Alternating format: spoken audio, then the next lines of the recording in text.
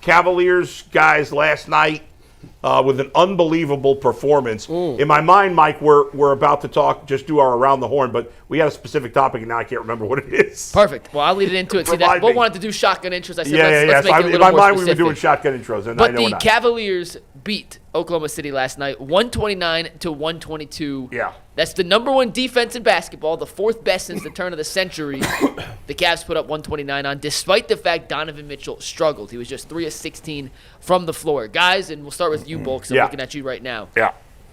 In any world, in any scenario where the Cavs beating an elite team like Oklahoma City in the last 2 years, if Donovan shot like he did last night. No chance. They would have got – if that was last year, they would have got smoked in that game. They would have probably lost by 20 points.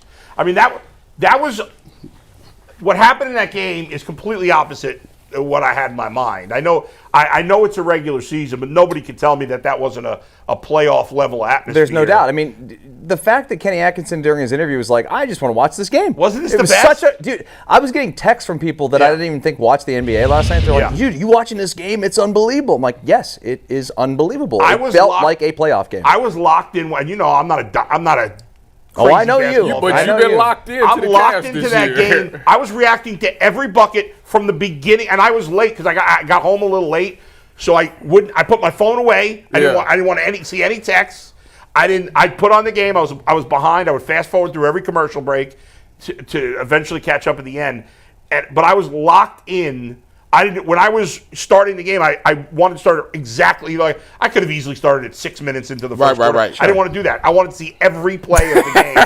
And in fact, when I was fast forwarding through halftime, when I stopped, it was like 11:42 of the third quarter. I went back. I rewound to see the first 18 seconds of the third quarter. I mean, the atmosphere was amazing, and both teams were awesome. And that's the thing. I feel like too often in recent years, we always want to denigrate our teammate, our opponents. Like, I feel like fans do that a lot. They want to crap on their opponents. I don't want to do that. I think, like the Cavs, the Thunder are a very likable team. Yeah. They're a very fun team to watch. I thought Kenny Atkinson made a great point when he said there was no chippy stuff. It was just two great teams playing a great basketball game, and it was not over till 50 seconds left when the Cavs and by the way, I never think it's over with OKC because they have all these crazy come from behind victories. They find a way to get back in games even if it's under a minute to go. I never felt like it was out of reach for them. No, and to Mike's point again, like Donovan was the worst player for the Cavs last night. Bro, the worst. I was sitting there at a restaurant last night and the bartender, who's a friend of ours, was doing a parlay, and he had Donovan, and I'm like, in the second quarter, I'm like, dude, Donovan hasn't scored a bucket. Hasn't have a point. He didn't get a field goal till the last minute. His first 4 points were free throws. Well, I tell you what, in the first half. As I watched that game, it was only one person that I kept thinking about. And that is Mikey McNuggets, because he kept talking about the torture chamber. And I was like, he's like, every time Donovan plays him, he just doesn't have his Not that bad, though. And I'm like, listen, Donovan knows that. He knows this. He about to go out here and prove a point. And man, listen, hey.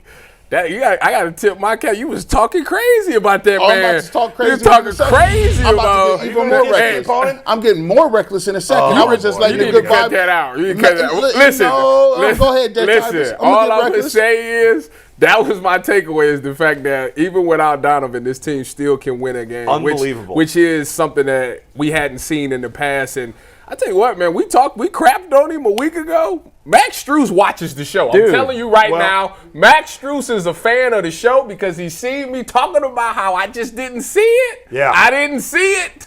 And he came out there to do 5 for 6. 5 for 6. The only one he missed was like a heat check shot. I was like, the Ty Jerome, shout out my boy Earl the Pearl. Ty Jerome coming in. What did he get, 16 off the bench? But to your point, Tyvis, they don't win this game without Max Strus. They do not. In the first quarter, nobody could hit a shot except for Max Strus. They would have been down by 15 points. They would have been in the first quarter. And then from there, everybody else except for Donovan picked it up. But man, Max Strus carried them in that first quarter. Do we think Donovan just had an off night, or do we want to give credit to OKC? Because they seem to make him frustrated. I'm giving credit to OKC. It's history. McNuggets had his history. No, but not that bad. He had some. I thought early in the game he had some good looks. He shot like 22%. And he had some good looks. He had some good looks in the first half. Mr. Make League. Now, Second Y'all half, need to cut this out. Second half, Tyvis, I thought they defended him crazy well in the second half. I thought in the first half he had some good looks from three, and he just didn't knock him down. I thought their goal was to take him out of the game. Yeah. And And a lot of double everybody teams. stepped up. It felt like every time Donovan tried to get away Yeah. or to get to the bucket, Right. there was another guy in his face. Yeah. And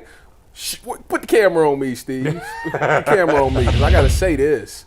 This to Shine King. I don't know when you coming back on the show, but I know you texted me this I morning. know you seen my boy number 10 go out there and go crazy last night. You better stop playing with it. He texted me. You better stop playing with He DG. texted me and told me What who he was say? better than Darius Garland. Oh, he said Ty Jerome better than Darius Garland. He texted me. He tweeted it this morning. He need to cut it He's a hater. out. I hate him. I said, dang, bro, what's going on? G, I want to give you the runway, but I want to just to Dustin's point of OKC saying we're taking Donovan out, letting everyone else beat you. After the game, Mark Daigneault said, we know how good Donovan is. We know when he's going, this offense is unstoppable. We made it a priority to try and let the other guys, mainly the bigs, beat us tonight. And guess what? They still scored 129 points, despite playing their defensive strategy pretty well. They took Donovan out, and they still gave up 129 points. G, your victory lap. Even though you called double digits, it wasn't a double-digit win. Hey, you get the floor here. hey, listen, here's what I'm going to do. Let me just jump out here and say, listen, Oklahoma City, even though I was going back and forth with y'all all game, I couldn't get no peace. The state of Oklahoma hates me at this point. Yeah, but that's okay. that's fair. That's fine. Yeah. But OKC, listen, y'all got a nice team. I like the way y'all fight. I think y'all scrappy. You know what I'm saying? SGA, he did what SGA does, 31 points, and he did his thing. But here's the takeaway. You guys came in, and you guys pretty much shut down the Cavs' best player. They did. They shut him down. But can you imagine? Donovan Mitchell is not going to have very many more games like that. And you shut him all the way down, and you still lost. Yep. And SGA still got his. And Williams got his. Sure did. So this is the scary thing about the Cavs and what I was kicking. Wait a minute, though, G. They are missing their third. Here we go. I just wanted to throw that out there. And I knew we was going to get to that. I just wanted to throw that out there. Go ahead, though. I knew he was going to get to that. See, I don't know about you guys. When I was in middle school, my coach said, I said, man, coach, I'm tired. He said, bro, if you grow to be 25, 30 years old, you're going to be the healthiest you're going to be right now. You're going to be tired forever. And I said, dang, it's like that? He was like, yeah, I work on the sanitation department. I said, oh, that manual labor game. So when people be talking about, oh, Chet wasn't there, that's part of the game, man. Everybody, you ain't no team ever no 100% healthy. Chet was not there. I don't count none of that. I think what we got to start doing is saying this: if you don't got your guys there, that's on you. That's fine, but I think the only reason Tyvis brought it up, correct me if I'm wrong, is because G made the point of, well, they did great even with Donovan Mitchell struggling, and you're saying, well, he was saying like it's not an excuse why they lost, and the Thunder aren't making I that. was saying for them to compete the way that they did play in this game and only lose by 7 points. I was just saying I think Chet can make yeah. You know what? I look at it like this way: at 31, what is 30? What is his record? 32 and 4. Cavs are 32 and 4. At 32 and 4, I'm done apologizing for everybody. At 32 and 4, what we need to start doing is this: when we got our teams that are horrible, we kill them. We do the best job of murdering our teams when they're up here. Owners do something, quarterbacks don't do nothing. Wait a minute. Y'all. Okay, we do a good job of killing them. Yeah. Well, listen, when my team is overachieving and they playing like they is, I'm gonna be obnoxious. I'm sorry. Good. That's I'm all gonna right. be over the top because 32 and 4 is not we'll wait and see. I don't care about the Celtics. Oh, that should be done. The wait and see thing is out the window. I don't care. This is legit. And we get it.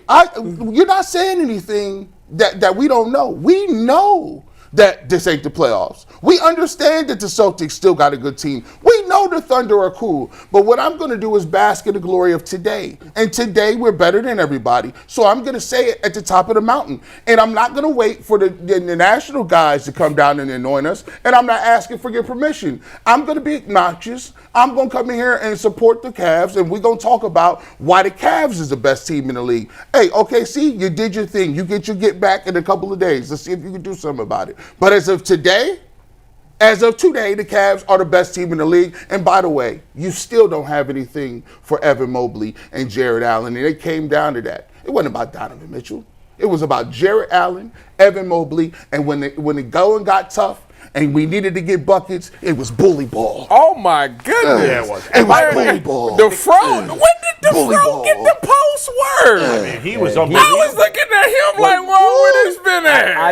I did say on yesterday's show, my X factor was Jarrett Allen. That's true. I mean, the dude, You were right. drop You were right. step, going up dunking. I said, what? Bull, you gotta have the face. Where this You gotta have been? the face like you smelt something. All I There's somebody farting here. All I seen was the float game from Jarrett Allen. Dude, The little floater, the He little was hook. phenomenal. That man was in there.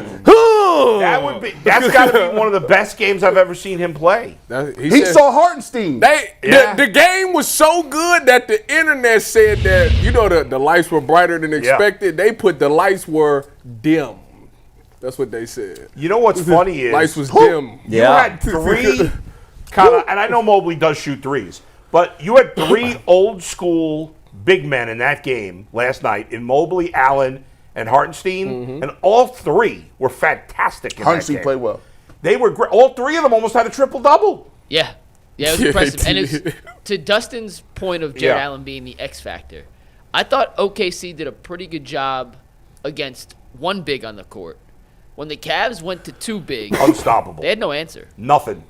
And that's where Holmgren would make a difference. But to back up G's point on I don't want to hear about Holmgren, they had won 15 of 16, technically 15 in a row, without Holmgren. Yeah. Yeah, it ain't no excuse. They just beat the other two. They just beat the third and fourth best teams in the league in the Knicks and the Celtics They wasn't saying in that the last then. week without Holmgren. They wasn't saying that then. They was fine rolling with it. And it was, I mean, Jalen Williams looked like a star. He's a beast. listen, He's nice. they're really good and they're really deep like the Cavs. They're nice. I think Their the- role players play like the Cavs role players. Yeah. They're a damn good basketball team. I think this would, Oh, again, my God. if this were the finals, be fantastic. and for anybody who says that it wouldn't be great because of the markets or whatever, go to hell. I don't care. Screw the NBA. I love it. Awesome. No, that is a great They're 7 both games. fun basketball that teams. would How be do you a not like? great They're both 7 likable games. teams. And that's the thing too, for like outsiders who are not fans of either team, Right. can watch and be like, man, this you can just actually enjoy it, Right.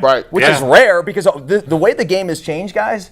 The NBA, it's so like unesthetically pleasing. Yeah. Last night's game was sex. It was I beautiful. mean, it was just like It watching was. sex. You're right. I tell you what, that mid-range shot from Shai funny. was on Yeah. full That's funny. display last I mean, night. the I ball was movement like, that both good teams night. showed. Both teams. Mike, give the stats of assists to field goals because for both teams it was absurdly good. You got it handy? Yeah, I do right now. So I the think that's Cavs, almost exactly the same. the Cavs last 35 night. and 36 assists. Yeah, the respectively, Cavs last sorry. night had.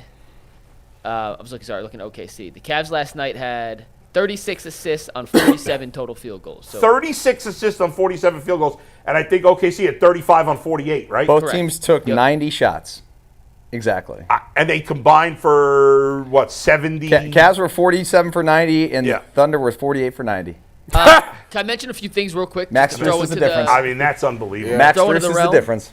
The Cavs, also, yes, you're right. Max Strus was incredible last night. His playmaking is so underrated. I want to talk about that in a second. But the Cavs' shot profile, they're averaging close to 45 threes per game on the season. Last night they only took 36. OKC did a good job of running them off the three-point line and forcing them to take some more mid-range shots, which is more of the playoff shot profile. However, we talked about their corner three matchup, right?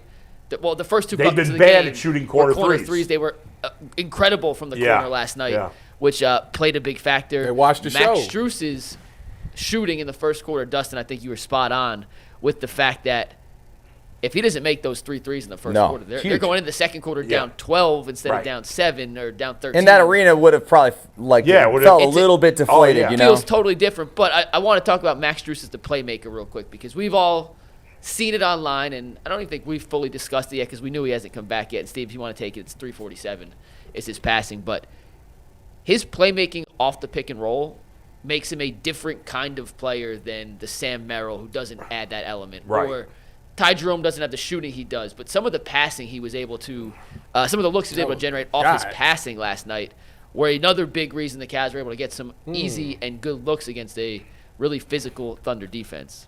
Guys, this is a team in the Thunder coming into this game that had been historically great defensively. I mean, not just great for this year. They had been historically great, Mike, right? Top 10 of all time? They had the fourth best defensive rating since the year 2000. Fourth best defensive rating in a quarter of a century.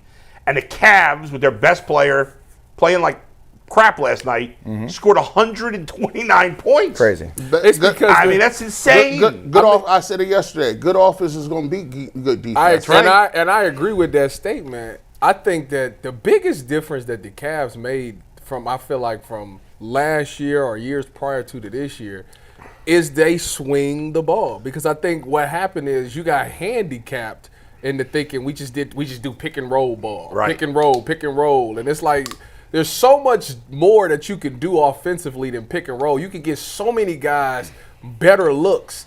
And I don't know if we're going to talk about it, but when you talk about the big man, like I think that those two, the reason that they're able to work is because it's not like, because I was watching Evan. I think it was the play Evan took Hartenstein off the dribble and laid it up in the fourth quarter on him. If you look at it, usually a big would just get the ball and stand to the side and watch. Yeah. But Jarrett Allen is actually moving, like Always. setting picks on somebody. And it's like forcing his defender to have to pay attention to this pick that he about to display to try to maybe hedge it, and which is then gives Evan the room to do whatever he want to do because he got to actually respect it. So I think, to me, that's the difference is that the off-ball movement of what's going on has made this team better because it's allowed them to have okay, I don't have it, now let me kick it to my dude. He probably wide open. Or let me swing it, boom, somebody open. So many times that you see somebody drive, kick, and then it's an extra kick after they swing it to somebody, and that guy is wide open. And to me, I just think that's the biggest difference when I look at the Cavs. Even OKC do it. You know, these two teams do a really good job of passing the rock to the next person that's open. And I think that's why the scoring goes from what it was to what it is now. Yeah, you go from taking an opportunity at a decent look to a better look. Exactly. And when you get the better looks, you get more opportunities to have those 3-point opportunities. And yeah, I mean, last night, everything I saw in last night's game to me was like the exact opposite of what we saw last year in the playoffs. Like Mobley and Allen both look like they have, I don't know if they went to therapy for toughness because both of them look like I'd take them in a street fight. Like they look like tough dudes now. They're playing with confidence, extreme confidence. Oh my God, yeah. Especially Mobley. Yeah, it's incredible. I mean, Mobley just looks like he's just peacocking out there. And he is just walking around like he knows he's the shit. And he must give up at least 30 pounds to Hartenstein, maybe more. At least. I mean, Hartenstein's a big, strong dude, and he was not afraid of him at all. I tell you what, man. You know, the thing that sets him apart, we talked about it the other day. I said, man, go ahead and let him keep coming out here with these 6'5" guys. That's not going to work this year. That's not going to work against the Cavs. And you know what they did early on? They made sure that when Shai Gilgeous-Alexander was matched up on those guys and they was trying to switch, we finding them right now. And the thing that sets them apart, as we spoke at nauseum about, is the too big passing. Well, we're going to get to that in a sec. I want to do one last thing before we get to the big because this will put a bow tie on that, and I promise we're going to get to the Evan Mobley, Jarrett Allen connection. But I asked Donovan after the game last night. Yeah. That stage, that opponent, that outcome, what do you hope the narrative is for this Cavs team moving forward? If you guys didn't see me tweet this, here's the soundbite, and then I want your real quick reaction before we get into the Mobley, Allen, big combo. But this is Donovan Mitchell on what he thinks the narrative of the Cavs should be moving forward after last night's win. I mean, it's very clear that we belong here. I don't think we are waiting for the national media to be like, oh, they belong. I think for us, we knew. But you got to go out there and prove it respectfully. Like, no matter how much we know, we've said in camp, no matter how much we know, you got to go out there and do it on a night-to-night basis. We went 31-4, people still don't believe. We win the night, people still won't believe. All right, we got to continue to be us. It doesn't matter, I think that's more so for Cavs fans, which we appreciate the annoyance of it from Cavs fans. But I think for us, just continuing to be us, and we'll be fine. I think. But you're seeing it. We got a lot of talented players, man. And if you don't see it by now, then I don't know what else to say. Yeah, and the reality to that commentary by Donovan is it really doesn't matter what people think about you. And I don't think internally they really care. I mean, yeah, it's great to have your flowers. I mean, everyone wants to be praised and told nice things. But at the end of the day, they're doing it. Nobody can refute the fact that they're a damn good basketball team.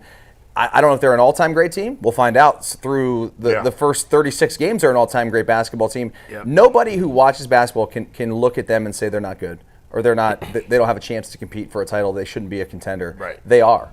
And the thing I love about this team, they just go do their work. Just give me the lunch pail, okay, where we got to be, what time's the game, okay, we'll be there, and you know exactly what you're going to get. I mean, they are becoming, and this is a great line, I don't want to steal it from a coach, but a coach gave me this before the Bahamas Bowl. I asked him about one of his linebackers, and he said, we call him Ruth Chris. I said, why? He goes, you know exactly what you're going to get. You ever had a bad steak at Ruth Chris? No. Cavaliers?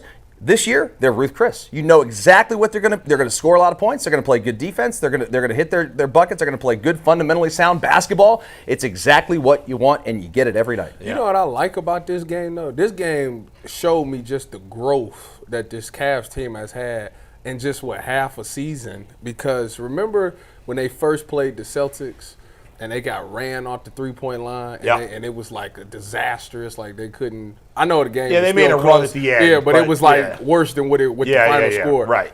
Fast. Then they played the Hawks. Same thing. Right. Size, length, run them off the three. Pause. And then last night they did the same. The OKC tried the same thing, but yet they were ready this time. They was able to shoot those mid-range shots and make those shots and be comfortable doing those things. So it's nice to see them just grow from what they were at the beginning of the year to where they are now, to the point where it's like if they hitting threes and they got the ability to hit the mid-range and they can finish well. Yeah. And they once again showed, you guys have talked about the passing, the ball movement, how unselfish a team they are, right? The chemistry on this team is obviously great. I mean, think about it. At the end of the game, when Darius goes to the basket and makes that runner, which kind of felt like it sealed the deal. You didn't know for sure, but I was when he was going to the basket, I'm like, no, pass it, and then he puts it up and scores. I'm like, oh yeah, But and Donovan goes up to him and gives him a hug. Like a lot of superstars in that scenario, even though the team's winning a big game, they might be a little salty that they're not playing well. And Donovan was not salty at all about that. And I'll tell you, like in the locker room after the game, you would have no idea he shot 3 of 6. Exactly. He was the exact same guy in the locker room he was after the win against OKC, shooting 3 of 6 team, as he was 3 weeks ago when he scored 40 points and they beat whoever they beat. And there's a lot of superstars, not only in the NBA, but in all sports, that the team could win and they play crappy and they're salty about it. It's got to be refreshing for Donovan to have a game like this and see them still beat an opponent like this. Yeah. Because literally just last year in the playoffs, if he didn't do it, it wasn't happening. Right. And to know that, like, I can finally trust these guys that even if I do bad, they still got my back. We still gonna win. When you're a part of something bigger than yourself, it's easy. It becomes easy to be a team guy because you get caught up in the success of the unit, the group, right? And it happened, I'm sure, for you, Tyvis, when you won your natty. When we won our natty that year, it became not about individual accolades. Oh, not at all. It became so much more about the goal and the prize, and you actually enjoyed watching your teammates make plays because it meant that it fire you up. Yes, absolutely, and they feed off each other, and I think it's a great thing to look at last night's game with Donovan specifically. He didn't give a rip about scoring, and I also think too he didn't try to force the issue. No, you know what I mean? Like it wasn't like, oh, he's got to try to get hit. Like LeBron would have tried to force 100%. That sucker till the end to get his 25 points. Yes. Donovan's like, okay, this is. We're good. Max has got 17, 5 for 6, but okay, how are we gonna win? There's more than one way to skin a cat. And we'll go all bigs, but I do want to just mention this last thing we've talked about all season. Donovan letting go of the reins a little bit and letting other guys early in the season kind of take those late game opportunities. Last night was the payoff for that. That was a big game. And I'm not 100%. It may have happened without it, but I can't say with 100% confidence that Evan would be ready for that moment and Darius would be ready for that moment if they didn't have some reps earlier in the season because Donovan and Kenny had empowered them to be the guy late in games in those moments. So I think last night was kind of the payoff of the first 35 games of those guys kind of getting the reps that Donovan had been accustomed to having and him being perfectly okay and open to the fact that in the long run, I need other guys to help me and give them a chance. So. And you know what's funny is that everybody else on the team had their moments last night, like where they kind of made an impact. Even like we haven't even mentioned Dean Wade. Like he had, I don't know what he finished shooting, but like he had a couple big threes. He was awesome last night. Right? And like everybody contributed. And you're right, Dustin. There was no, like early Donovan shot more when everybody was kind of struggling outside of Max Strus early. And then when the other guys got going, he was just like, he was drawing the double teams and he was kicking. You never would have thought this is a guy, if you watched him play, who typically scores 23 points a game. Who had like 4 points. Like he never once felt like he was being selfish. Never. Not a single moment. I think what we're seeing is the metamorphosis of the team aspect, and other guys are just better. Like sometimes, like you could wake up. We've all seen this before, where you play on the team and a guy could go away for a summer and come back and they just good. You'd be like, well, hold on, where you get that from? Because you've been working on it. Yeah, what they call that on Dragon Ball Z, the Super Ball. That's a Zenkai boost. They got a name for that? Yeah, it's a Zenkai boost. Zenkai boost. Yeah, he got one of them sensu beans. Whatever on that note, sensu beans. We know that Jarrett Allen, Evan Mobley have taken that giant step forward. We're going to get to the big pass. What's up? Let me just say, later in the show, we got to talk about. We know he's done a great job all year, but there was something specific about Kenny Atkinson last night that really stood out that I want to hit on later. We will absolutely get to that. At 3 o'clock today, there's a Behind the Glass episode coming out talking a little more of what we saw from the Cavs last night in their win over Oklahoma City. And then we have a Ultimate Cavs show coming at 5 o'clock too. So Cavs coverage all day here on UCSS.